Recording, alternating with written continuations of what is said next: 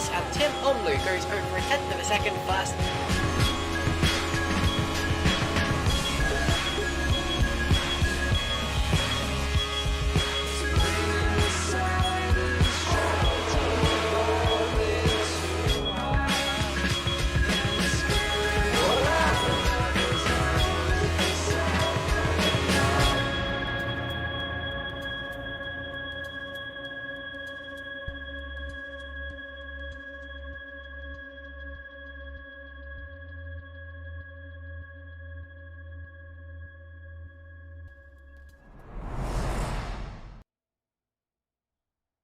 Well, hello everyone and welcome back to the Formula Trout Premier Series, and it's that time again. It's time for the pair of Premier Series races that we've got for you, and it's round 5 of the season 9.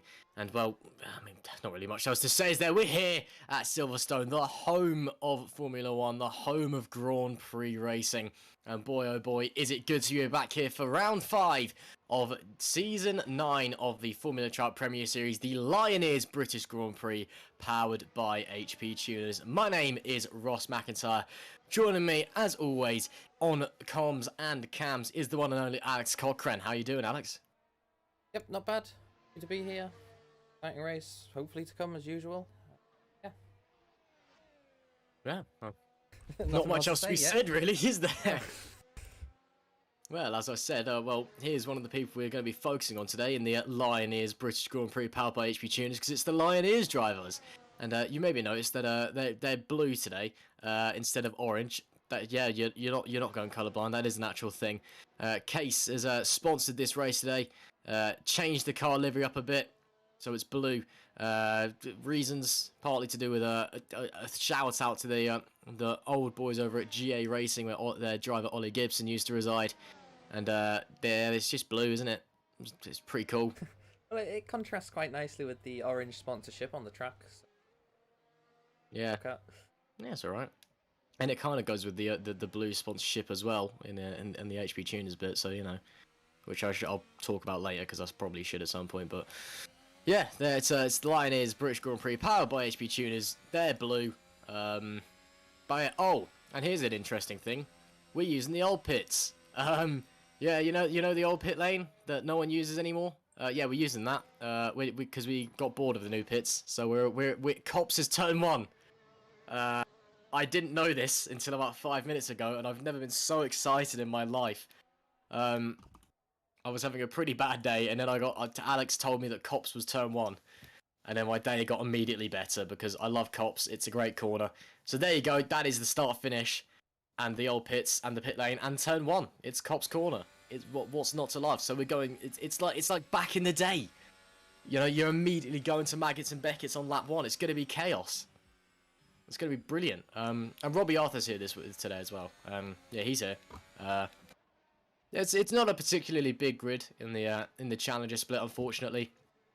But it's you know, nonetheless, it's sure to be an exciting race. It usually is around Silverstone. It usually is in the Challenger split. So, and currently it's Jace Merrick on provisional pole with a 1:27.512, and that is a very competitive lap time for the new Tic Tacs driver. I think it is. Is it Tic Tacs? I think it is. You know more than me on that, Alex. But yeah, he joined a new team. Yeah, Tic Tacs. There you go. Something like that. Tic. Whatever you said. The new team, Thick Tax. That's the one. Yeah. There you go. That's the Thick Tax. There you go. Definitely not a DAC affiliate team at all. Griffin. But yeah, he's driving for them now. Yeah, Griffin. Yeah, them. Definitely not affiliated to them whatsoever. But yeah, they're back. Well, he's back. We're back here. We've got 5 people setting lap time so far in qualifying. We don't actually have a lap record for Trout because we couldn't find one from last year. As there you can see, Gockman coming into the pit lane. Yeah, we don't have a we couldn't find a lap record from last season for Silverstone, so we're going to pretend like there isn't one for Trout, even though we've been here basically every season at this point. So yeah, we're going to be experiencing the lap record on a wing and a prayer with some vibes. So yeah, it's going to be confusing going from the old pits on the full layout. I know we don't often do that, but actually no, that never happens. But we're doing it anyway. So yeah, Copser's turn 1. What's not to love? Personally, I'm very excited for it.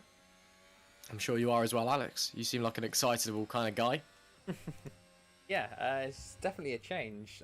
We've ran Silverstone in Formula Trout for, I think, every season almost. I can't actually name one where it's been so far. It just has a lap of oversteer on the exit there. Yeah, I can't say a season we've not run Silverstone, and the time I've been here, it's always been the traditional start-finish straight, but this season, change it up a bit. They've decided to use the old start-finish straight, where back in the day, you know, it would have been Bridge Corner. We don't have that, unfortunately, anymore, but we could still use the old pit lane, because I think it's a national circuit.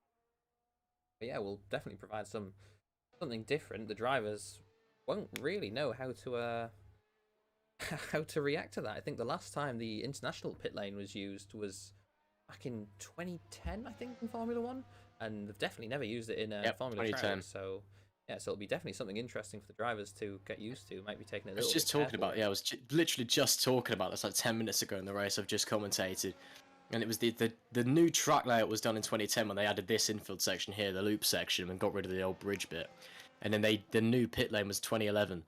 So the only time that Formula 1 has ever run the new track from the old national pits was in 2010, because the new pits weren't built yet.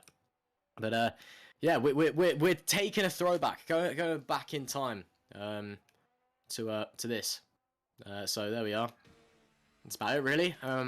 Yeah, Lafaro, he won last time out. He's a driver I've never had the pleasure of seeing, so I wasn't at Baku, unfortunately. But Giuseppe Lafaro, bid in one race, won one race. That kind of sums that up, doesn't it? He'll be looking for a good result tonight. Currently 3/10 off the provisional pole time, but there's still 9 minutes left to go, so anything can happen, of course. And as always, it usually does. Yeah, definitely. It's interesting to note that Lafaro has a really, really impressive time on the practice sessions. I think 3rd fastest overall. That includes the master split drive. But you know, delivering a lap time in qualifying is always just a bit different. Delivering it in practice, you got the time, the pressure. You need to nail that one lap, whereas practice you almost have unlimited laps to do it. So we'll see what he does. Merrick does seem to have the edge so far, but there is 8 minutes left. The track's still going to need to rubber in, so anything can happen. Indeed, it can. So we'll just have to wait and see. But it is currently Jace Merrick with the provisional pole, as I mentioned. Yeah, as I mentioned as well, unfortunately not the biggest grid tonight in the Challenger split, but we're not going to let that stop us. Nonetheless, we will push onwards, and it's sure to be a great race anyway in these FH 2021 cars provided by the lovely people over at RaceSim Studios. And the far really pushing it down to start. Of course, this is normally the end of the lap, but it's not here, not today. This is only halfway through. I'm trying to think of series that run the national pits and use the whole circuit, and honestly I don't know. Formula Renault, when Blancpain and Formula Renault and them lot used to turn on, they used to, but I'm not sure if they do. I think they all use the international pits now, so yeah, so a few series I know for sure store their cars inside the old pit garages, but when it comes to the actual race they still just use the normal pit lane, the normal start finish line. So very unique occurrence.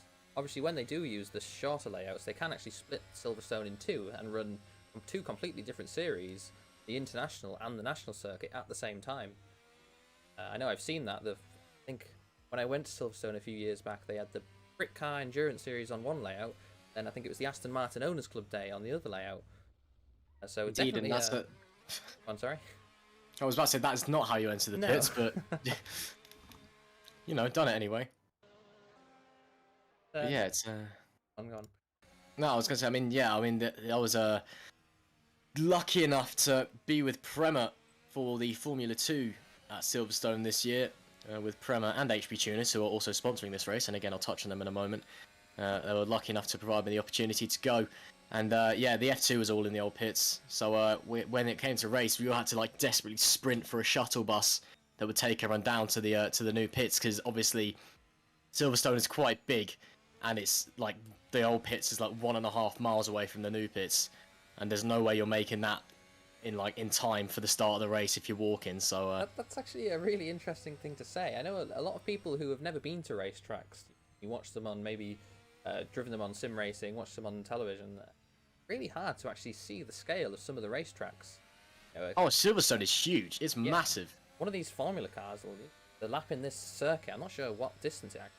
1 minute 30 to complete multiple miles, multiple kilometers of track. You want to walk that, and it's going to take you half an hour, 40 minutes to walk across the track almost sometimes. Oh yeah, I mean, walking end to end on the circuit takes a long time, and Silverstone, by the way, is 3.6 miles or 5.8 kilometers. It is long. Yeah, it's unexpected. You don't.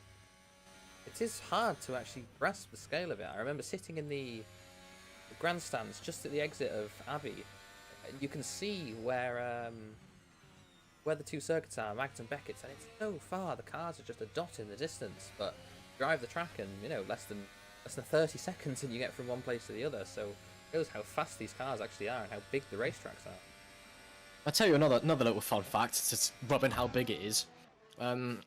Again, this was 2018, I think?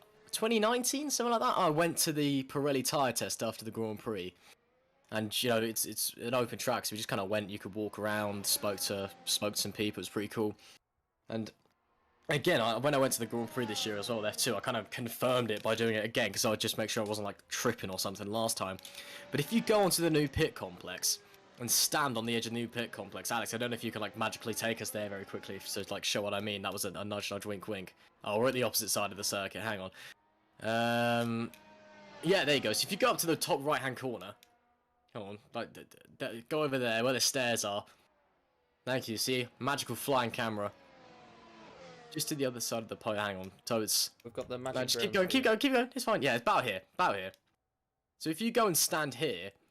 You can see Stowe down there, right? So you could, literally right here. So you can see Stowe over there, but it's blocked behind that barrier. But you can see Stowe there. When you stand there in real life and there's a Formula 1 car come around there, as there is there now, for example, though that's not a Formula 1 car, it's a RSS Formula Hybrid car, but again, minor details. They go around that bit is so far away, and they go around there so fast that you don't hear the rumble strips of the curb until they're braking for club. So you don't hear the curb noise from when they run over the curb at Stowe until they're at club. Which, to me, is just insane. And it shows just the distances involved. You can see the cars there. It takes 3-4 seconds for them to maybe get from the exit of the corner to there. But yeah, I know what you're on about. You really do notice it. The scale of the tracks, the sound, how long it takes to carry. Yeah, it is completely insane. I mean, Silverstone is wide, it's long, it's fast, it's a ridiculous circuit. And yeah, again, it takes too long to walk from one end of the track to the other, so you have to get a bus basically. But it's a cathedral of speed, and it's the home of Formula 1, etc., etc. And yeah, it's nice. And to be fair, the old pit's quite nice. The toilets aren't too bad, so. That's how I judge pit lanes. I judge them off how good quality their toilets are, and I've seen worse. So the most important thing, isn't it? Yeah, exactly. The new pit's toilets are really nice, to be fair. But it's I mean, nice for a racetrack. I mean, you wouldn't expect to see them in a restaurant. But anyway, back to the action. Coming up to 2 minutes left to go, and Giuseppe Lafaro, oh man, stepped out big time in the loop. I think that's going to cost you some time. I think he's just on an outlap, but it's interesting to see how hard he's pushing. Really trying to get some heat in the tyres for the actual itself. But just over 2 minutes 30, so enough time to get 2 laps in, I think. But yeah, he's definitely pushing if this is an outlap. Oh, as he comes in for the pits again, so. No, it's had enough. Only a couple of cars out on track at the moment. Not many. Here comes a lot of the cars though coming out the pit lane. Obviously 2 minutes left. You a lap roughly 1 minute 35, I think, when it comes to leaving the pits. So yeah, they're all going to be trying to get that last lap in, the last low fuel run they can manage, just at the last second when the track's as most rubbers in as it's going to get. I do love watching an F1 car go through Maggins and Beckers. It is the greatest sight I've ever seen. So the speed these things carry through there is unreal. Again, if you've never been to a Grand Prix, or you've never been to a test or whatever, and you've never been to Silverstone, I cannot actually describe how quick these things go through Maggots and Beckett's. It is genuinely mind-blowing how fast it is. Like, you think, oh yeah, this is going to be quick, and it just doesn't prepare you for how quick it is. I mean, even though you can't get prepared for a Grand Prix. And again, I'm going to use lots of anecdotes here because I went to the Grand Prix this year, so, you know, but for the Grand Prix, I wasn't supposed to be, but I was stood on the old pit wall. I wasn't supposed to because apparently it looks bad on TV, and I got told to go away by race control, but I told them to sod off. I was stood on the old pit wall, and I didn't stay for the Grand Prix proper, but I watched the sprint race, and I'm bearing in mind I'm basically on the track at that point. The sheer speed of the cars on the first lap was like, okay, and it's like, I've been to like loads of races in my life. It was insane. I mean, I can show where I stood if you want. Maybe in the warm-up or something, I don't know. Anyway, Case Wilhelms starts his final hot lap. That was probably track limits, but we'll see what he does anyway. Maggots, Beckett's, don't even think about lifting. Okay, maybe a bit of a lift there. Now Chapel, Apex quite early, then spin it out for the corner. Could have used a bit more runoff there. Might have got distracted by the car that was off the road in front.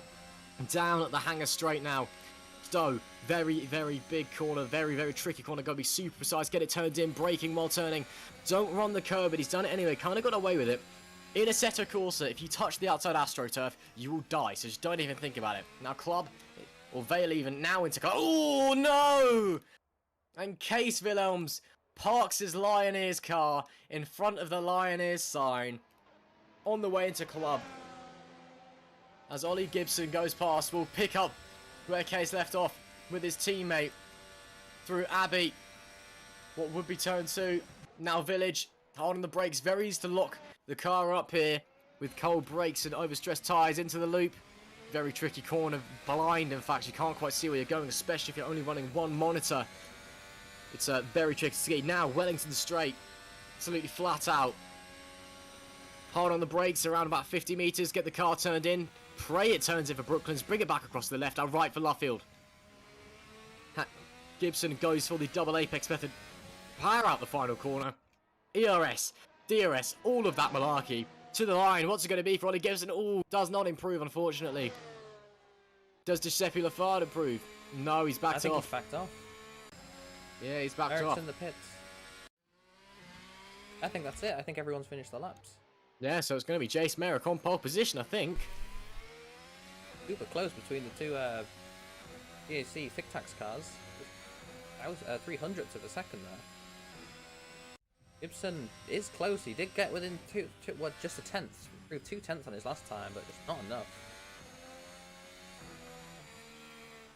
Yeah, it's well, yeah, interesting. But Jace Merrick is your pole sitter for the Challenger split, of course. He's got 2 races, like as always, the Challenger split and then the Master split. All for you to enjoy tonight. There is the lovely old pit lane. And that's where the AMG is parked, is where I watched the Grand Prix from, where Alex's camera car. That was because there's a big screen just to the left of it that you can't quite see and also might not be modelled into the game, but you can have a look if you want. See, this is the benefits of having Alex on camera. I don't know what's going on here, but that will be it for your qualifying session. And there is your pole sitter, Jace Merrick, in Christoph Turner's car, apparently. But, you know, minor details. And he will be on the pole for what will be not a action-packed race, but it'll be entertaining nonetheless. Unfortunately, we just don't have a big grid. But we will persevere nonetheless, and we do have a very sizable grid for the Master Split, I can assure you. So we'll at least get some of your regular Formula Trout action.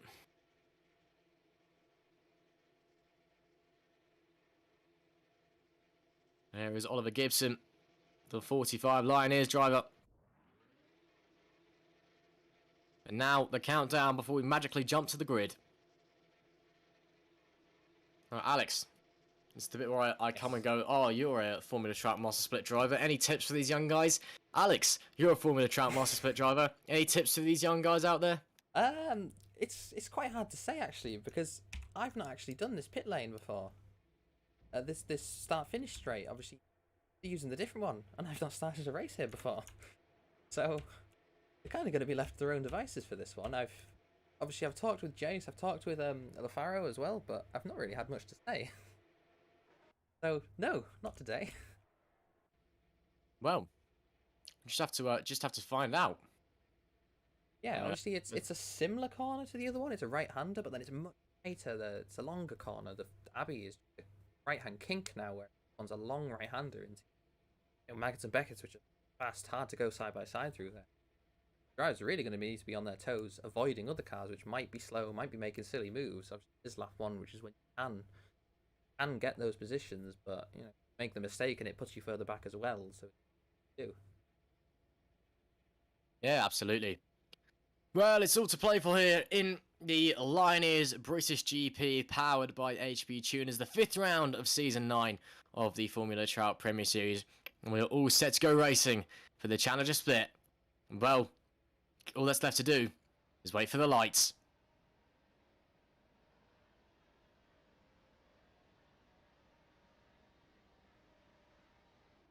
It's lights out, we're underway here at Silverstone. It's a great start for Jace Merrick, really gets the track down well. Bit of a chopping from some of the Lioneers guys in the background. He has to cut across his teammate there.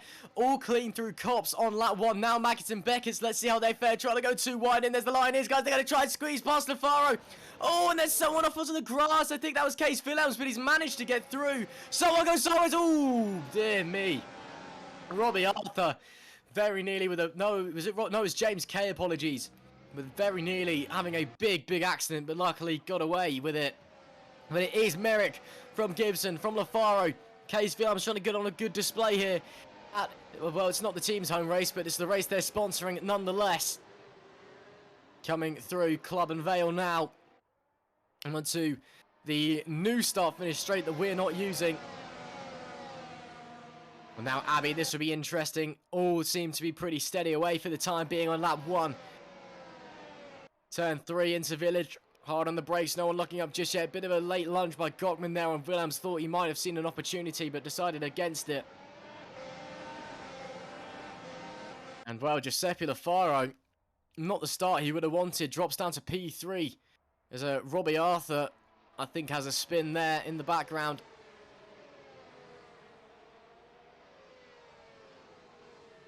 In through Brooklands for the first time, and out of Luffield to complete lap 1 of 34. And well, now it's all about strategy really, because the race will have set it in with so little cars out on circuit. So we just have to wait and see, as that was very wide by Giuseppe Lafaro. Just have to wait and see what people are going to do across the rest of the race. Alex, again, you're a master split driver. What's the strategy looking like today? Yeah, so it seems to be the typical one here, maybe C3, C2. I think most of the cars have started on the C3 tyre.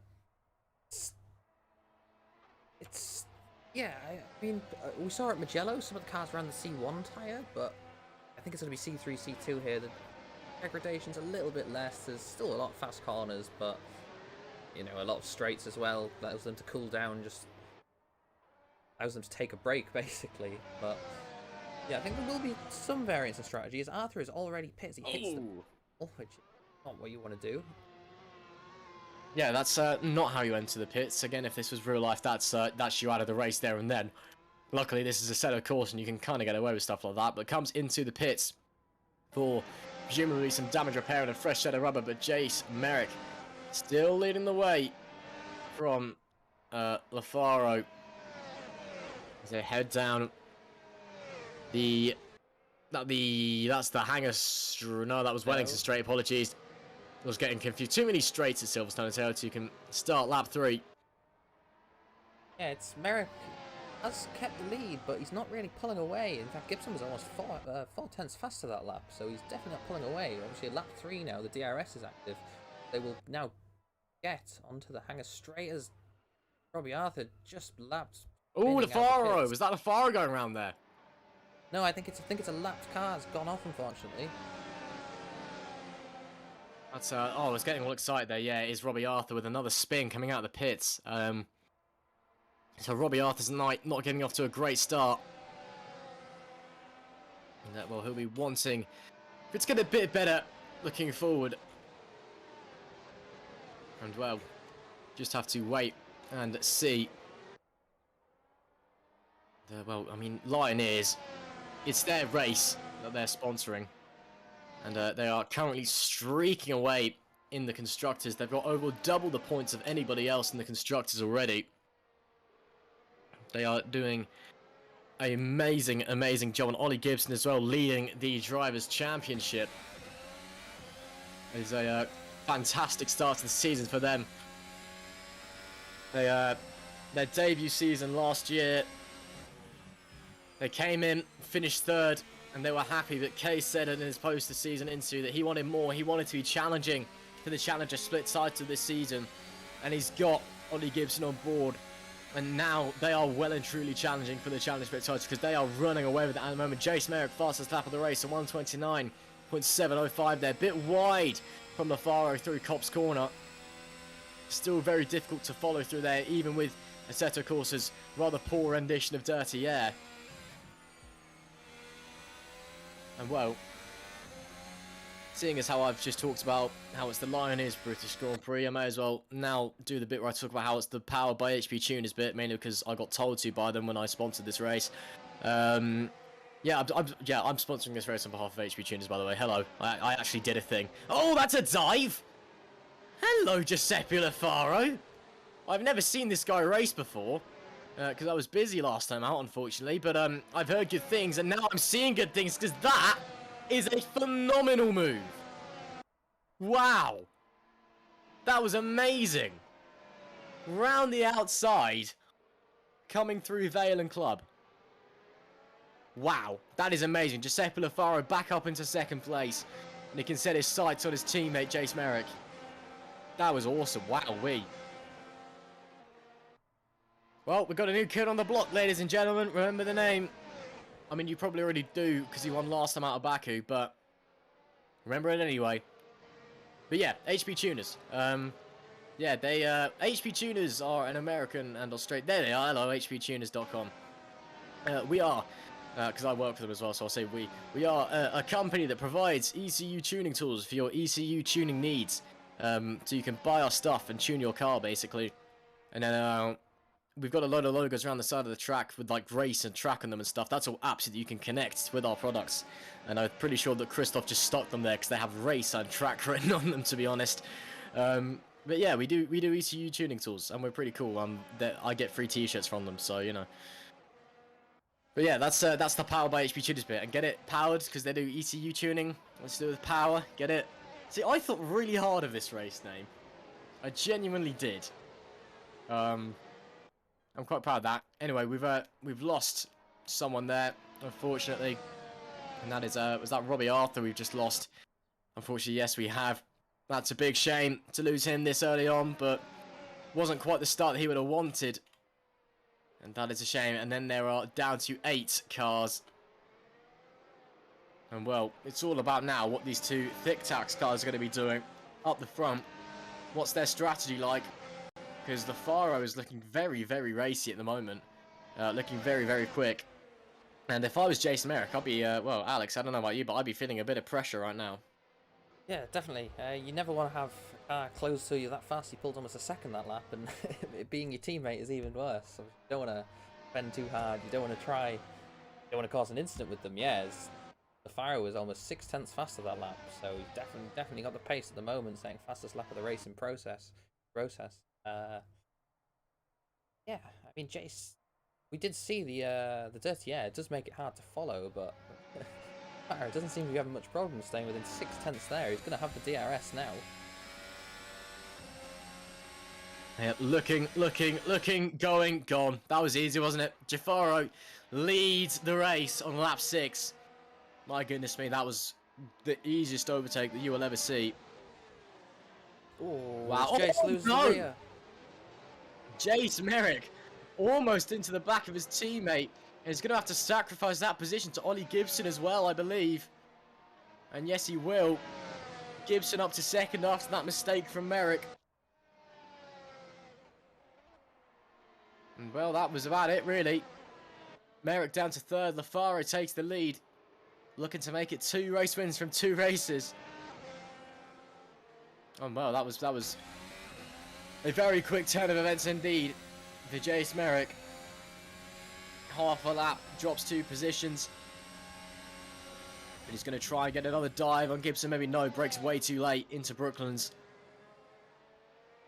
Yeah, but we know that car's got pace. We know that Jace is a very quick driver.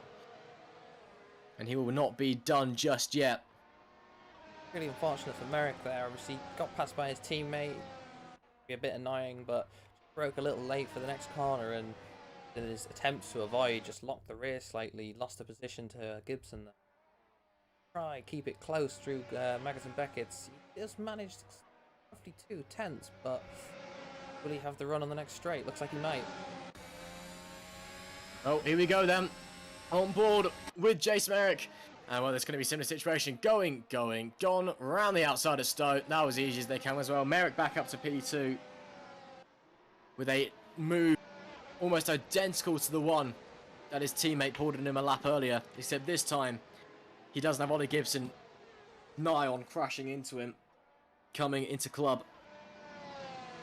Ollie Gibson back down to 3rd. Ace Williams holding P4 for the time being. In the line is Machines. Oh, a big shit of sparks there for Gibson. Pushing very, very hard, I'm sure. All these drivers will be pushing hard. Of course, even though this is the Challenger split, these guys out there are very, very talented. They are some of the fastest guys you'll see in Assetto Corsa. I mean, look at Lafaro. You were saying earlier, Alex, that he's setting some ludicrous lap times on the practice server. He's already pulled 5 seconds on Jace Merrick. And the Challenger split is here to discover this new up-and-coming talent. And then once you're in the Master split, you know, you're playing with the big boys. Yeah, it's Lafaro's been really impressive so far. You know, he hasn't actually he didn't manage to get pole this time, but he's clearly made up for that so far. Lap 8, and he's already 5 seconds in front after overtaking the leader, his teammate, which will have access to the same setups, will have access to, you know, it's basically the same car, as close as you're going to get when it is a spec series. But yeah, it's Master Split is a different beast, different animal. Might do well here, you get promoted there, and you know, the pressure's higher, there's more cars, everyone is faster basically, so harder to have a clean race. Well, not have a clean race, but harder to get those good positions. But he's definitely proving that he's got it in Challenger Split so far, at least. He certainly is. The Master Split boys need to be watching along, because this kid is dynamite. I mean, we had Samuel Ward win one race and get into the Master Split immediately. We had last season Toby Sanford came like 11th in one race and then got a Master Split seat immediately. Mustafa Moradi won 2 races and got a Master Split seat immediately. 2 from 2. Is Lafaro going to be following the paths of them guys? I mean, we know Moradi is already a title contender this season. And is will be his first full season in the Master Split. His 2nd season in the Master Split. He's currently 2nd in the standings. Only by 11 points, and only because he DNF'd last time out in Azerbaijan. He's got the most wins this season to his name with 2. And you look at Steven Stevenson as well. He made his way up very quickly into the Master Split. Already a race winner. Toby Sanford's had some great results as well across his time there. So all these drivers who have come in, you know, immediately, you know, set the world on fire. Sam Wall got a podium in his first Master Split race, which for me is just insane. So, you know, there are some real talents in this Master Split. So we'll just have to wait and see. Yeah, it's what the future holds. Challenger Split definitely doing its job. There's some really exciting racing here, really exciting battles for the championship, and yeah, as you said, you find some drivers, they join up, they set some really impressive times, move to Master Split, and then are just impressive there. So definitely doing its job. If anyone watching wants to get involved, you definitely can. Just click the link in the description below, or to the side, I'm not sure where it is on Twitch. But yeah, join up, get yourself registered, race. The next race is in 2 weeks. I think it's at Hockenheimring. Yeah, I'd be good to have you there. Yeah, of course. I mean, it's a race is typically every 2 weeks. Now you said 2 weeks time for the 6th race of the season, the midpoint of our 12-round calendar, heading to the Hockenheimring. And then after that, we've got Spa on the 11th of December, and then heading into the new. We've got a bit of a break for New Year's and Christmas. We're not that cruel. And then in the new year, we've got Barcelona on the 8th of January, Kyle Army on the 22nd of January, which I think will be a phenomenal race. And then we've got Suzuka and Interlagos. And then we've got a to-be-confirmed round. That is... it was supposed to be where Hockenheim is. Hockenheim was originally between Baku and Mugello, but due to server issues, we didn't actually run the race. So Hockenheim has now been moved after this round, and the to-be-confirmed round has now been put at the end of the season. So we won't end at Interlagos, unfortunately. We'll have to wait and see where we're going to be ending out the season, but of course keep your eyes peeled. And if you want to keep in touch and find out more, don't be afraid to hit follow on the stream, on Twitch, or if you're watching on YouTube, hit like and subscribe. And of course you can go and click the link in the description below to come to the Discord to find out more about Formula Trout League and how to get involved if you fancy having a go. We are a very nice community, I promise. Do not bite, myself especially, because actually, okay, I do bite sometimes, but Alex is a nice enough guy. Talk to him instead. He'll help you out. Oliver Gibson, meanwhile, is almost within a second of Jace Merrick in this fight for P2. And Willows behind as well, just unable to quite do anything in comparison to his much younger teammate who has been, setting Challenger Split on fire this season. But don't let that fool you. Case is very much a team player. He's always held the idea of team comes first over his personal successes. Lioneers is his baby. And, I don't think there'll be any hard feelings if Oliver, won the championship this season and Jace didn't, because if they win, as long as they win the Constructors' Championship, Case will be a happy man, because they're going to the Premier Split, the Master Split. Because of course, if you take home the Constructors' Championship in the Challenger Split, you guarantee yourself a Master Split spot for your team, which is not bad going at all. Stephen Fox currently running in P6. He's had a bit of an upsy-downsy season, a few good results here and there, but as of late, it's not been what he quite would have wanted. And well, I mean, there's a few drivers this season who, they've been there or thereabouts, and it's just not quite come together for Stephen Fox sometimes, unfortunately. But giving it a go anyway. Adam Woodward, meanwhile, in the Bag Academy car, doing what he does best and driving. I mean, that's what all these guys kind of do. They drive better than me, so I think I once tried to race. Who was it?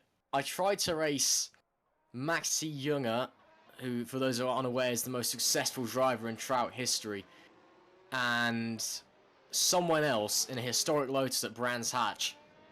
And Maxi had one hand on the steering wheel the entire time because he was just on his phone or smoking or something like that, and was still a second a lap faster than me. And that was probably the day I gave up, to be honest. Yeah. Oh, was that Case Willems going quite slow there, I just saw? Yeah, it looks like he made a bit of a mistake on the last corner. He's come into the pits now, got actually overtaken there, so really unfortunately, he was closing the gap to Gibson then as well. See what tyres he goes on. Lap 12, the C2 should be able to make it, but he might go on the C1s just to be safe. We do have all tyres available here.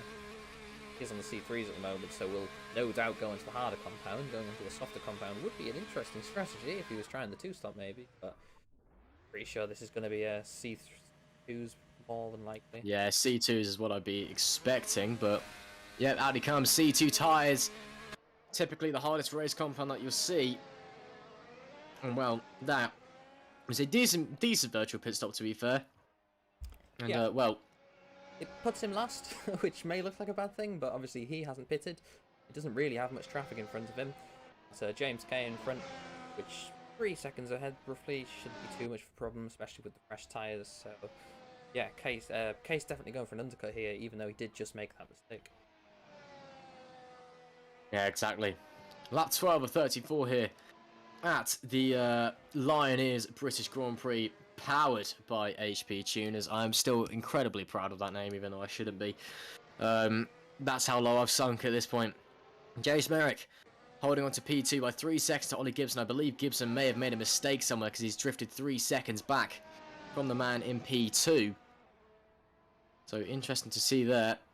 Yeah, Case was slightly starting to catch him. I wonder if it was just tyre wear. Obviously, must have been driving pretty hard. He's racing a little bit. Case was catching until his mistake.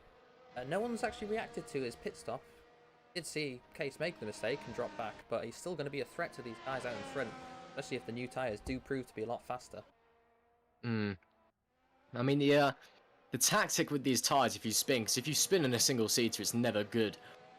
With the RSS Formula Hybrid 2021, which of course, based off of the 2021 Formula 1 regulations, if you spin and cook your tyres, you have two solutions to the problem. One is you take it easy for a lap, like really easy. Just be very gentle on the tyres and let them cool down. Or the other one is just pit immediately. I suspect Case may have just boxed immediately, may have just thought, oh, you know what, it's coming to the end of the tyre life anyway. Let's just box now, get some new boots on, head back out and see what we can do. He's about to overtake K. He does overtake K with absolute ease on the straight. ERS, well, I mean, that was pretty easy, wasn't it? It's pretty easy. You know, I don't think you really need to say anything else. It's pretty easy. Yeah. To the tyre advantage does provide you a massive advantage through the Baggins and Beckett's when you are following, and the RS is just an extra helping hand. Probably wouldn't even need it. He was ahead by the braking zone. Oh, but Gibson has pitted, so he has reacted to his teammate. Indeed he has. Oliver Gibson into the pits. Goes past the camera car, goes past the bit where I watched the Grand Prix. And then pulls into his box. On the brakes. Tyres off. Tyres on virtually, of course. And he goes on to the C2s as well as expected. Yeah, so those extra laps, although Case seemed to have the pit stops, he has actually came out quite a lot in front. He's come out in front of Woodward as well, so it's really paid off there. Williams didn't even set that good of a lap time, unfortunately. 30 flat, which isn't bad lap time, of course, but some of the cars at the front were running 29s, and that was on high fuel, so that undercut, combined with the mistake, really hasn't worked out, unfortunately.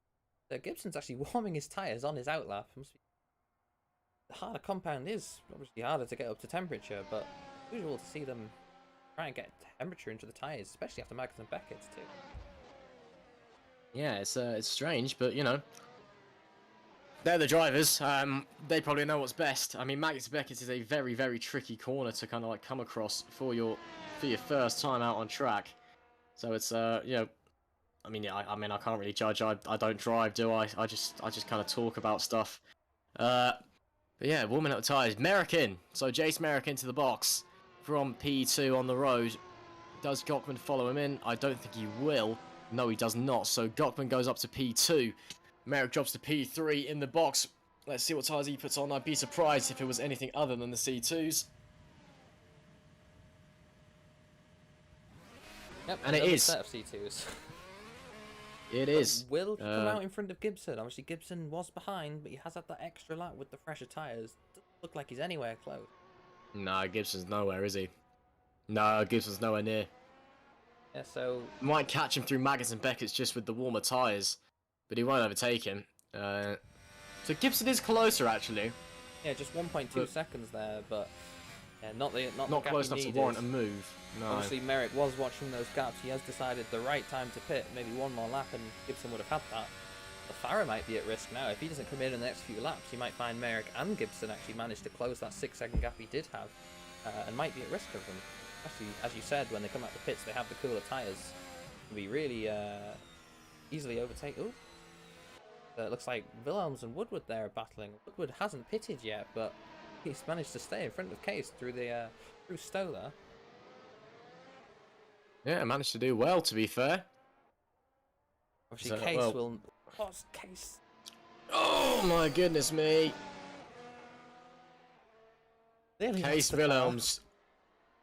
Whew! Alright, new change of pants for everybody there. Case Wilhelms.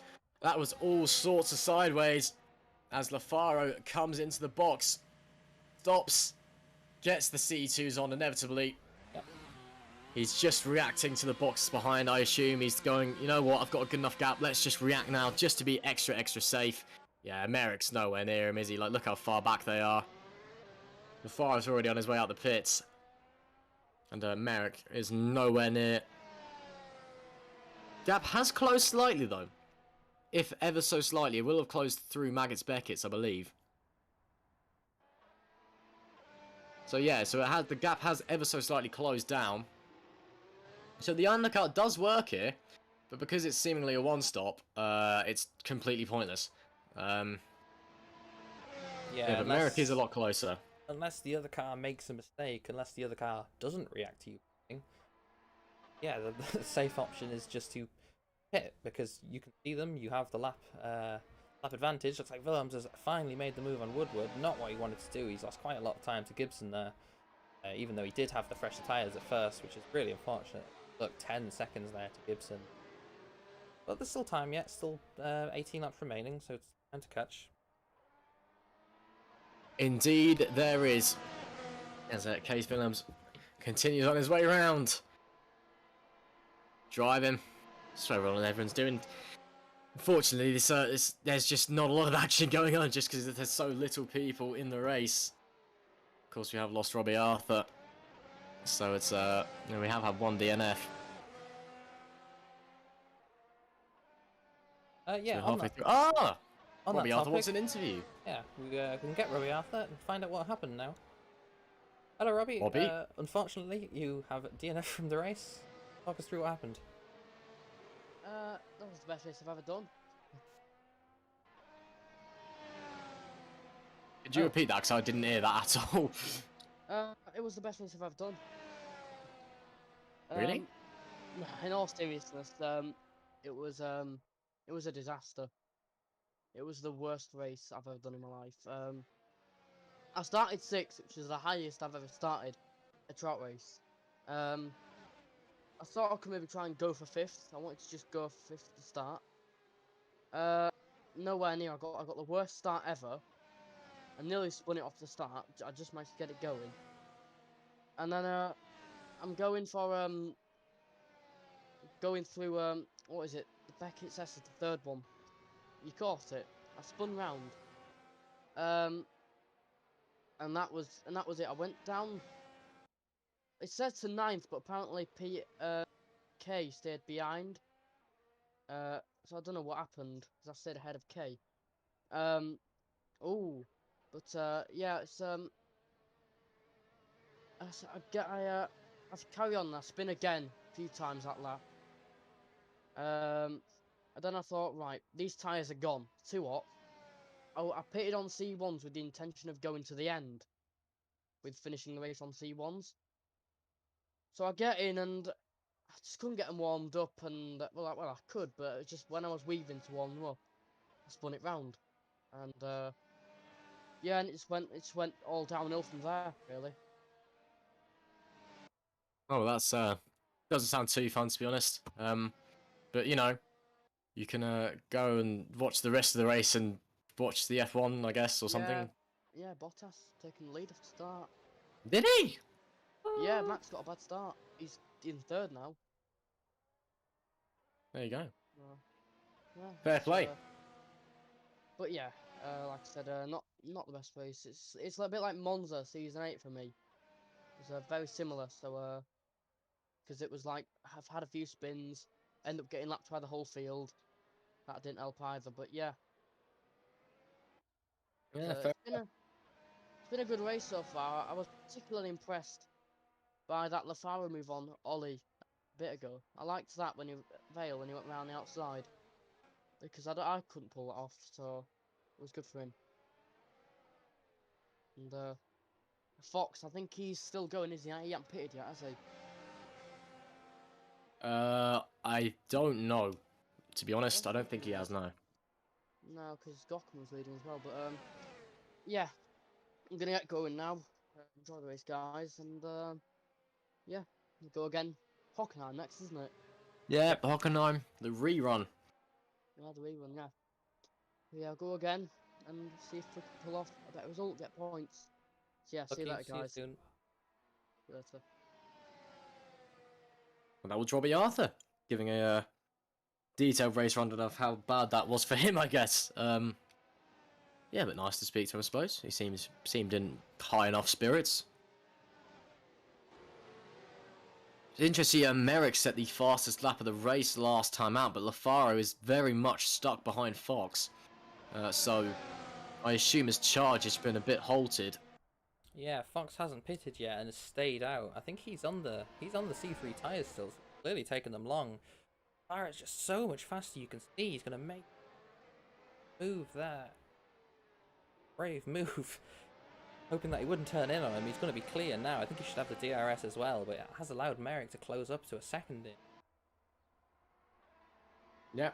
Breaks through. There goes LaFaro back into the lead of the race, even though he was already in the lead of the race overall. Because Fox is yet to pit, and of course, not only can you just not viably go the whole distance on a single set of slick tyres, because they'd run out of grip, it's also in the regulations that you have to pit, and that's Ollie Gibson off the road. Ollie Gibson, I believe that's coming through Luffield. Oh, that's a weird place to have an accident. That's very weird. Yeah, really unfortunate for him. That's going to put him miles behind Merrick, as you can see, 13 seconds back now. Puts him under the pressure of his teammate now, which, sure, there's not going to be any team orders as such, but in that case, his team boss is going to maybe take it a little easy, not go for any crazy moves on his teammate there. Doesn't want to take him out, but yeah, unfortunate for Gibson there. I'm not sure if he has any damage. His tyres will be hot, but he has managed to stay in front of Willem so far. Yeah, he has. My best assumption is he's given it a bootful coming out of Brooklands, and it's just had a really lazy spin. But I don't know. Yeah, well, the momentum can carry you around there. It's obviously quite a long corner, and you need to turn to the right immediately. You get the brake transfer off slightly, and you just pendulum round to the inside. There's a switch to the camera car with its windscreen wipers on. Ali Gockman has actually managed to keep up with Case. Obviously, pitted later. He didn't. Case had the crash, got stuck behind Gockman, and now he has pitted, is on the fresher tyres, and as he loses the rear. Commentators got in action. Happens to the best of us. Ali Gottman. Oh, there goes LaFaro. Fastest lap. 128.236, as expected. Now he's in the clear. Now he is absolutely flying. And, well, that was, yeah, the gap's now back up to 2 seconds with Merrick behind as well. So he's, really pushing quite hard and yielding some very nice results. And, well, yeah, as I said, very much expected once he got into the clear air. And, well, Giuseppe LaFaro continues his impressive form and continues to show us all why he should be in the Master Split. Of course, given how volatile the sim racing driver market is, I would not be surprised if he finds a Master Split seat very, very quickly.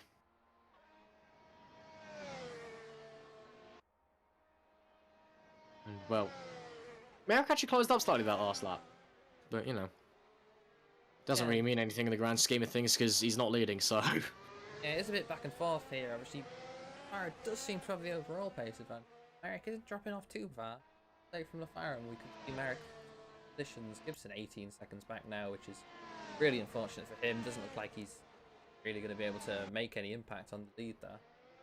Never know. Races, 13 laps remaining. Yeah, of course. Well, we'll just have to wait and see what happens with the race, I suppose. And, well, there is Case Willems in P4 at the moment. I'm sure he'd love to get a double podium for the race where his team is sponsoring it. Let's see what he can do. Eric has actually closed up a little more. He set his personal best at last 4 tenths in front. Yeah. Ever so slightly chopping into it. There's Adam Woodward fighting with Fox for P6. Never mind, he's in the pits. Every time. Every time. Oh well. LaFaro into Club and Vale. Oh, well, actually, the chicane's Vale and in the final corner's Club, but I just call it Club Chicane because I'm lazy. Sorry, Alex. Yeah, we saw LaFaro make the move on Merrick, but I'm not sure if Merrick will be able to make the move on LaFaro. They're the same car, same setup, same tyres. 1 lap difference between their tyres. Close. No DRS.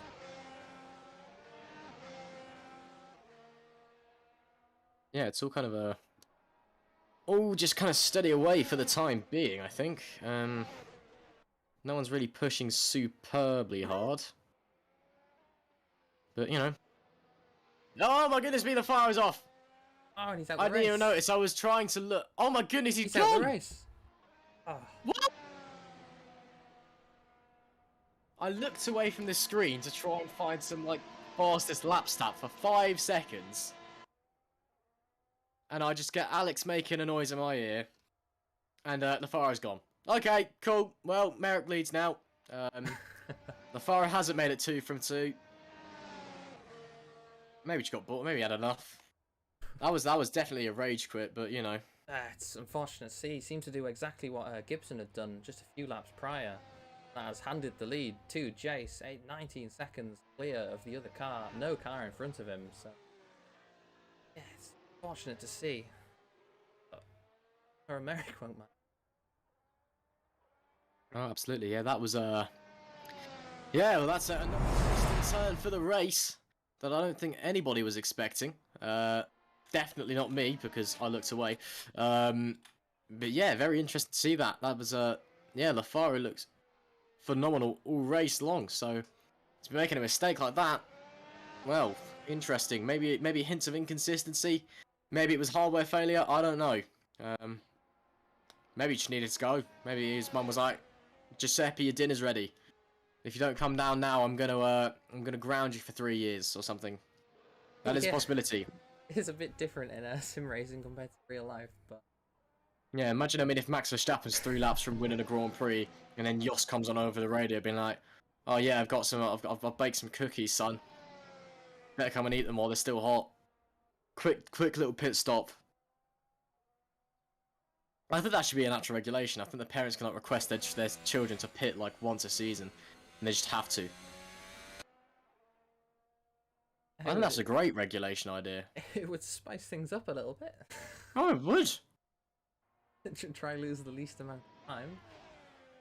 I think it'd be brilliant. I mean, it's like, what have they baked you this week? Ooh, it's a Victoria sponge. Oh, but would you look at that? Anthony Hamilton's done chocolate chip cookies. That's quicker to eat, so it'll save him 3 seconds at the next pit stop. Is this F1 meets Bake Off? Yeah. I would watch an F1 Bake Off, to be fair. For those unaware, here in Britain we have a program called the Great British Bake Off, where you get a load of people and they bake, basically. It's a great show. I would watch F1 Does Bake Off. Who would be the best baker in F1? Grosjean would be, but he's not there anymore. Yeah, he's not there anymore, is he? I don't know. Who would be the best baker in Formula Trout? Now that's a question. We do have a few people who are cooks and chefs and things on the Trout, so few of them would have an advantage there. Oh yeah, but... exactly. Looks like Case made a mistake there, as Coffin's just within 5/10 of him. Yeah, indeed, been a mistake. I've just had a message from a league boss, just simply saying F1 Taskmaster. That's a great idea as well, in my mind even. For what would be a great game show for? I think we should have like a Formula Trout like countdown or something. We should have like a Formula Trout game show night. Formula Trout pub quiz. There you go. Like a good. I'm going to organise a Formula Trout Christmas pub quiz. There you go. Yeah, who needs a race before Christmas? Have a quiz. Yeah, have a pub quiz. Bang. Once you've drunken all your booze on Christmas Day, hop on Discord. Formula Trout pub quiz. And there'll all be racing questions, so it'll be easy, don't worry. Oh, that was aggressive from Case on the defence. He is not letting Ali through, is he? Definitely got the pace advantage. They did pit quite a few laps earlier, so he was fresh tyres. Yeah, really Case was the first boxer of the entire race. He was the first man in the pits. Oh, he was a racing driver. Yeah, he did. Sorry. But yeah, it's yeah, Ali's really pushing, got a lot of pace at the moment. And yeah, really pushing hard in that Trout car. Of course, that means there's a solo driver, because you can have solo drivers in the Challenger split.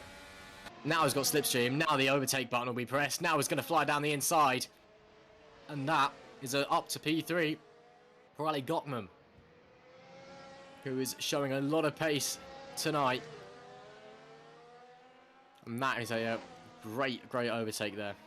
Really great stuff. I was just about to say, Willems was getting that double podium you mentioned earlier, but yeah, Goggins put a stop to that. I wouldn't have expected to see him fighting Willems. No offense to him, but the last few races. I know Willems has been ahead, but he has been making some mistakes. I think we saw in Mugello, he lost it, lost quite a few positions there, which, you know, it's annoying when you make mistakes in the race and you keep making more, you know, the frustration. But he does seem to have DRS. I'm not sure if he's going to be able to make a move again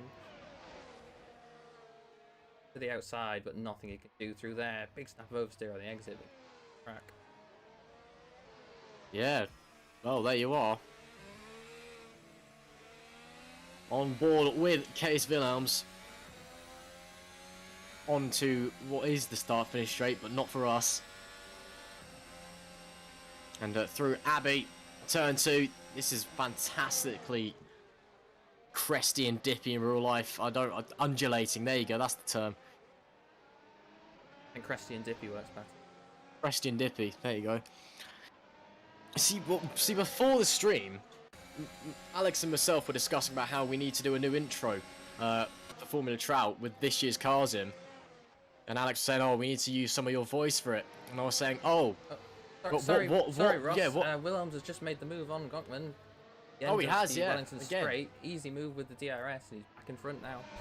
Sorry, continue. It's all right. Sorry, I was thinking about cresty and dippy things. Oh, Gockman, that's a move. See, that's what Lewis Hamilton was trying and desperately failed to do a few months back. As Willems back through though. Woo! Okie dokie. And Gottman is going sideways through Beckett. And is falling rapidly behind very quickly.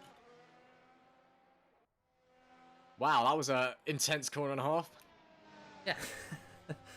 Nearly contact through Cobbs then. They managed to keep it apart. Sides have tried to go side by side through maggots, but that's not going to work. Unfortunately, Gockman lost the rear. Dropped too far behind, kept 4th place, but that battle's over for the time being. Indeed it is. Anyway, where were we? Oh yeah. So me and Alex were discussing about how we need a new intro with this year's cars in Formula Trout. And I said, but what voice clips would you use to, like, in the intro to sell Formula Trout? And Alex just said the bit where I say I hate all England fans. And I guess we're now going to put Cresty and Dippy in there as well. I actually unironically really like the Cresty and Dippy. we can see, we can maybe put something together just as an experiment to see what it would be like. Cresty and Dippy, I hate England fans. There we go, we got. How do I still? How have I not been fired? Honestly. And the silence is all that I needed to know, really, in response. Case Willems crosses the line there to start his 29th lap here. And Fox has got past Gottman, so I think Gottman's tyres are not in a good shape. So Stephen Fox up into P4. Yeah, he seemed to make a mistake through the last corner then, I think, because Fox was not close to him, but then he managed to get in front. Bit of a disaster for him, but for Gottman, that is. Got 2 places in 2 laps. Yellow flags over K, he's lost it. Village sector. Yeah, I think this might actually be the first race Stephen Fox has done this year. Because he's not on any of the championship boards. I won't deny that. I swear I've seen him this year. I mean, if you haven't, I mean, you were definitely there last year. I'm probably just getting them mixed up. I mean, the return of Stephen Fox potentially, because he's not on any of the championship lists. No, lap 30, 34, I think. Yeah. Yeah, it's stuff happened there. She's 29. I lied. But yeah, Fox potentially returns, or he's actually been in the entire time and we're just stupid. Probably the latter, to be honest, but you know, that's what you get. Yeah, moving on. Yeah, 18.8 seconds gap to Merrick. And a huge gap for Merrick to have over Gibson there. He is also pulling away. He's set a personal best so far, and Gibson nowhere near. I think 6-7 tenths behind Merrick. So still plain sailing for Merrick out in front and beneath this. Now, small field we've got here. Every driver in the points, which driver that is racing, will want to go to the end, even if they do have quite a spectacular incident they will get those points. We help push them up the champion. Just 1 or 2 points can make a difference with 3 or 4 positions. Super important that they do finish the race. I think 80% distance classified. Shouldn't be too hard to do. I think every car has actually reached that. Yeah, I think so. I mean, my maths is never my strong point, but I'm going to assume so, yeah. Yeah, 6 now laps. Oh. Well within that. Yeah, exactly. Now it's lap 30 for Jace Merrick as he crosses the old start-finish line, which is the actual start-finish line for us, because why not? Let's shake it up a little. I do miss that old start-finish line, you know. I know I've already said this a million times today, but it was cool. I liked it. Just cool. It was cool place. There is that's Woodward there in the Bag Academy car. Bag Academy, of course, being the academy team of Bag Motorsports, who were the Constructors' Champions last season and thus got promotion to the Master Split, as per the regulations. Yeah, they have fielded a second academy team, which is a good idea, actually. And some drivers in their team, in their family, will not want to move up to Master Split. You know, people like racing in China. Field is a little more crazy here to get those good results, so less pressure, of course, too. So everyone has the time to spend, you know, hundreds and hundreds of laps practicing. Yeah, so they have formed their second team, which will be well so far. I know their primary team has also been doing. Giovanni's been, I know Morim that is, has been quite well, and they've reached Gustavo Alavale, who almost in the points for a really good result at Baku until the final lap when there was quite a big crash at the last corner, which is, yeah, I think 3 or 4 cars at the last corner went off and they dropped from about 8th to 12th, I believe. Really unfortunate, but yeah, the Bag team is doing pretty well so far since their entry to a Formula Trout last season. Good to see how they come to the rest of the season. Indeed, we'll just have to wait and see what they can do. Adam Woodward rounds Club, I think, and Oliver Gibson rounds Cops, which in my opinion is one of the best corners in the world, along with Chapel. Actually, I mean, the entire section from Luffield down to Stowe is, in my opinion, the best piece of racetrack in the world. I don't know if you agree with me or not, Alex. You're very welcome to disagree because you actually drive these things. So yeah, I mean, Chapel is a very, very exciting corner, especially during qualifying. You want to keep it as tight to the inside for Maggots and Beckett's to try to maximise the exit you can get down the hanger straight. But yeah, you're carrying as much speed, keeping it tight, keeping it, you know, the apex speed as fast as possible, all while going 150, 160 plus miles an hour. So it's real crazy corner. Super exciting to drive, very, very difficult to race. But yeah, it is one of my favourites for sure. Well, if you've got a favourite section of the racetrack, don't be afraid to let us know in the Twitch or YouTube chats. And slap follow, hit like, hit subscribe, etc. Join the Discord, blah blah blah. And we just saw on stream, Gibson just a little oversteer through the new section of the track. I'm not sure how old, unfortunately. The loop. No, well, it's called the infill, but that bit was called the loop. The loop, yeah, just a little snap of oversteer on the exit and just into the runoff area. Thankfully here we don't have gravel. It was paved runoff area, so he is able to rejoin the track, lose around 2 seconds, I think, which isn't too bad. Yeah, 32.9 that lap, so 2-3 seconds off his standard lap times. But yeah, it does put Wilhelms a little closer. But yeah, there's only 2 laps remaining now. Quite big gaps up and down the field, so I think everyone is quite comfortable where they are. Yeah, indeed. I mean, yeah, at this point, there is everyone's quite spread out, aren't they? So it's going to be unlikely, I think, for anyone to be changing positions. I think, unless come to think of it, he might have done that because he might be pushing for the fastest lap. Obviously, Merrick have quite an extension of a championship lead here. Quite disappointing for Gibson, but that extra lap that he can do, the extra point, sorry, that he can do with the fastest lap would just get him that little closer, minimise the deficit. But by the end of the season, might make a big difference. Indeed. Well, you know, we'll just have to see. Of course, we've got plenty of other races left to come. It's 7 races after this one in Season 9 of the Formula Trout Premier Series. So plenty of action for you to enjoy across the rest of this year and going into 2021. Do. And 20, that's the one, 22. Oh, it's too late. Honestly, it's too late. Yeah, 2022. So plenty of action to come. We've had plenty of action in 2021 already, so do not panic. But yeah, lots of things to come, I can assure you.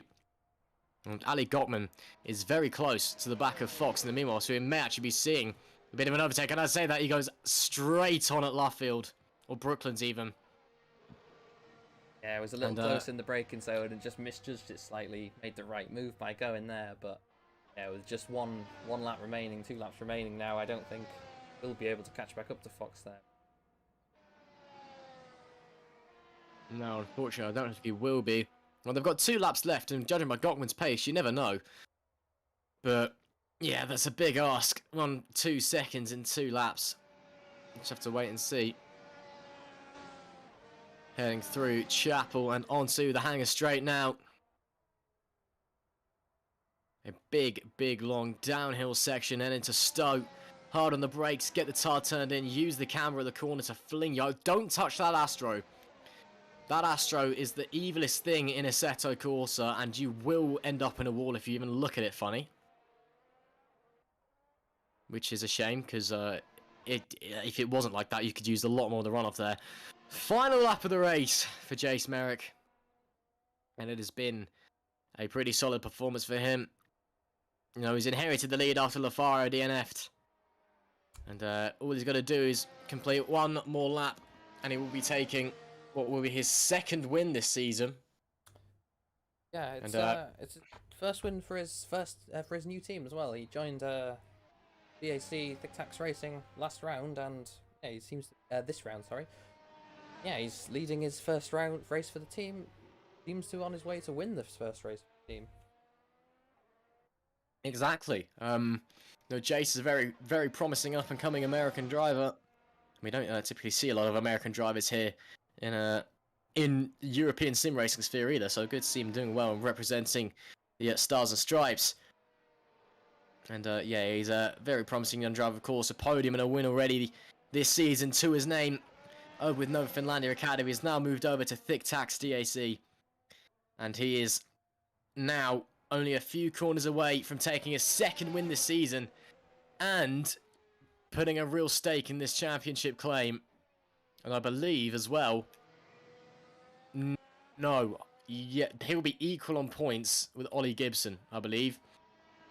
And if he takes fastest lap, he'll be 1 point ahead. It's Jace Merrick who wins the Formula Trout Premier Series Challenger Split. Lioneers British Grand Prix powered by HP Tuners.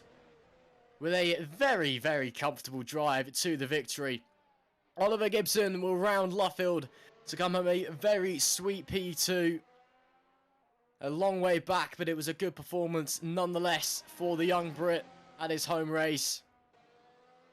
And crosses the line. And Case Wilhelms will round out a 2-3 for Lioneers in their special blue liveries. Oh, Gockman and Fox have touched! Gockman and Fox have touched with 1 corner to go. I think Gockman has let Fox have that. Very sportsmanlike indeed.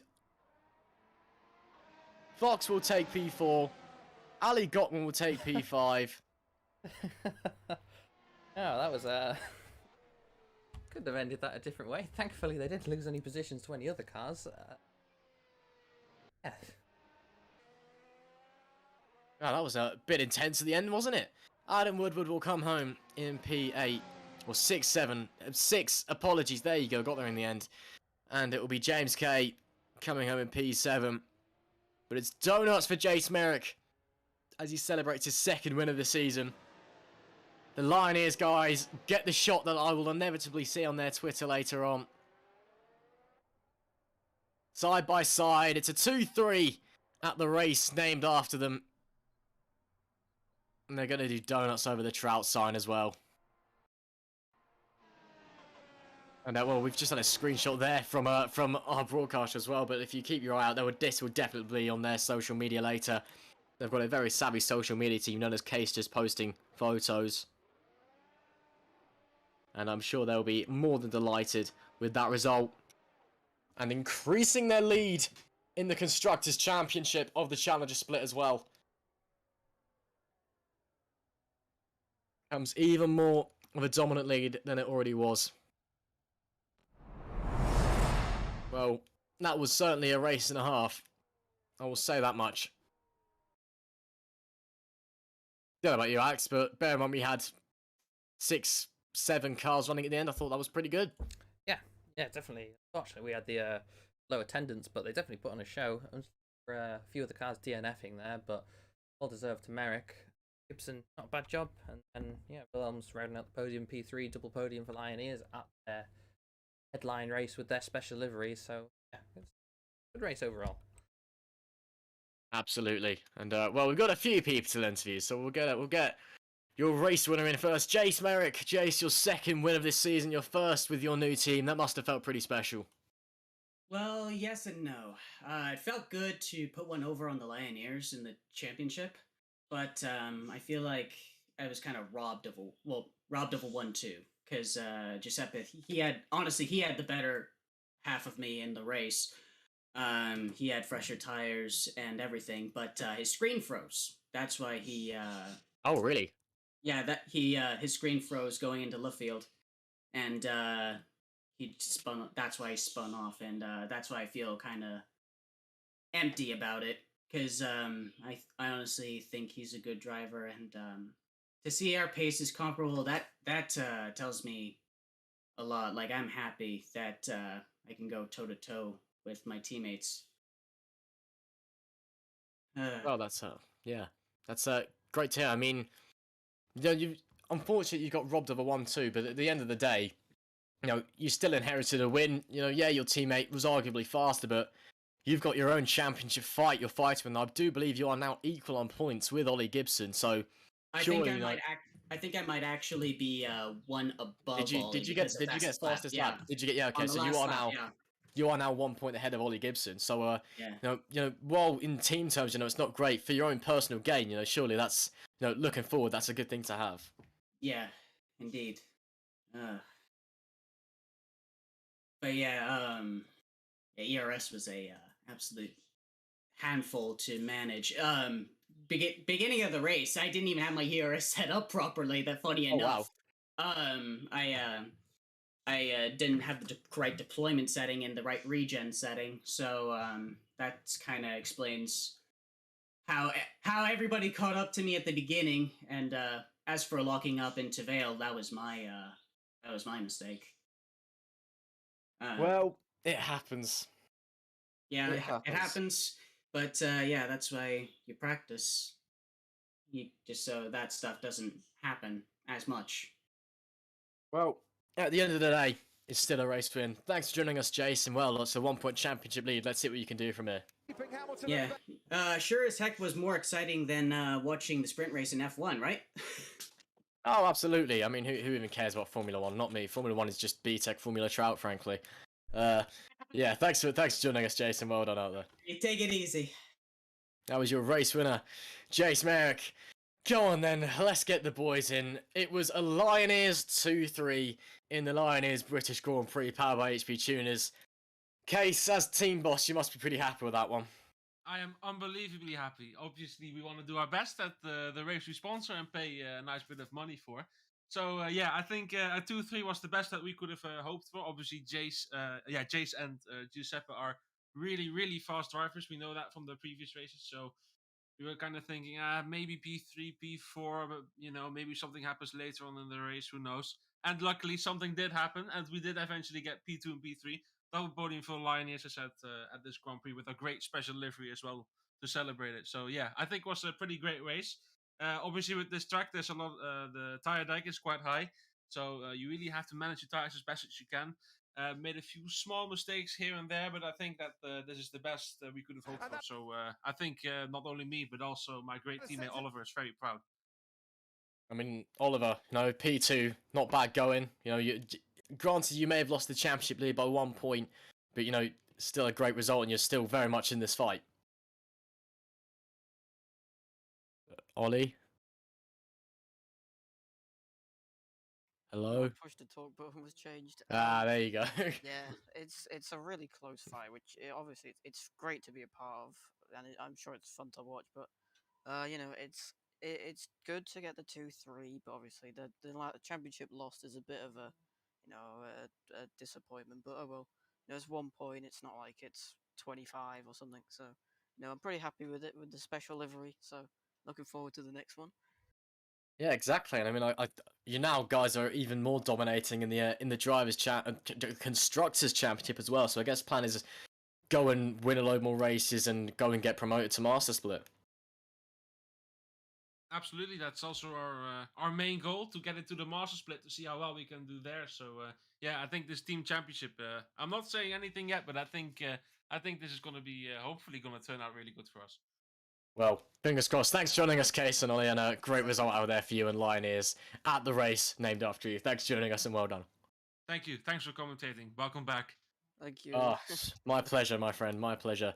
That was Case Williams and Oliver Gibson of the Lioneers team at the Lioneers British Grand Prix powered by HP Tuners. That is all we've got time for here in the Challenger Split, but make sure you stick around just for a little bit, because in a short while we'll be back, of course, with the Master Split. It's the big boys, it's the best of the best, and there's more than 9 of them as well. So make sure you hang